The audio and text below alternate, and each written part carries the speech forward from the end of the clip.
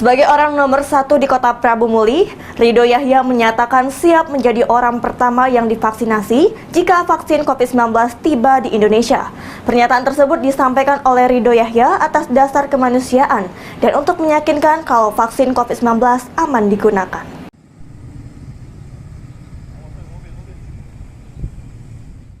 Setelah Presiden Joko Widodo menyatakan siap divaksin COVID-19, kini giliran Wali Kota Prabu Muli Ridho Yahya dengan tegas bersedia menjadi orang yang pertama di Prabu Muli divaksinasi anti-coronavirus disease 2019.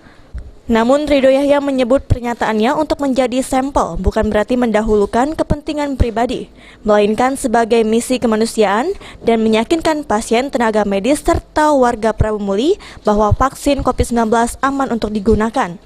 Dirinya pun pasrah menerima resiko dari dampak yang ditimbulkan oleh vaksin. Tapi kalau dia ragu dan takut, masyarakat ragu dan takut, insya Allah saya jadi menjadi sampelnya. Jadi saya yang pertama divaksin sepanjang untuk kebutuhan masyarakat, untuk masyarakat Prabu Muli. Tapi seandainya terjadi sesuatu ya saya meninggal ya tidak jadi masalah. Berarti saya diatur meninggal tanggal sekian ya karena vaksin saya bagi saya tidak jadi masalah. Tapi sebagusnya yang divaksin itu adalah tenaga kesehatan dulu, setelah dulu masyarakat. Karena tidak boleh mengutamakan pemimpinnya dulu. Ini pemimpinnya dulu nak minta selamat dulu artinya. Tapi kalau warga pengen Pak Walinya dulu, saya siap, tidak jadi masalah.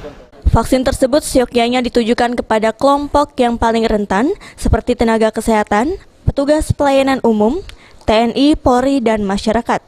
Orang nomor 1 di Prabu Muli ini berharap masyarakat tidak perlu ragu dan khawatir divaksin COVID-19 karena langkah tersebut merupakan satu-satunya cara untuk penanggulangan pandemi yang melanda di dunia. Beni Firdaus, PAL TV.